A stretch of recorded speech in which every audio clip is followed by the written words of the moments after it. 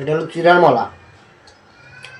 গতকালকে চিড়ার মলা একটা পেয়েছি। আসলে সচরাচর অনেকদিন পর খাচ্ছি, কারণ রংপুরে খেয়েছিলাম। এটা খাঁটি খেজুরের গুড়ের,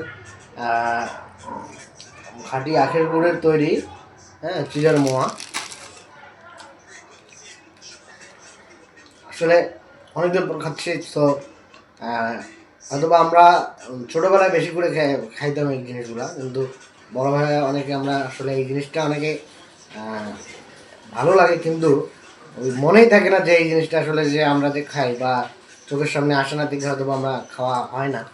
তো গতকালকে আমি এই চিড়ের মোয়াটা এক জায়গায় থেকে, এক চাচার কাছ থেকে কিনে নিয়ে যাচ্ছি। অনেক মজা লাগতেছে, কারণ অনেকদিন পর খাচ্ছি, খুবই ভালো লাগতেছে চিড়ের মোয়া।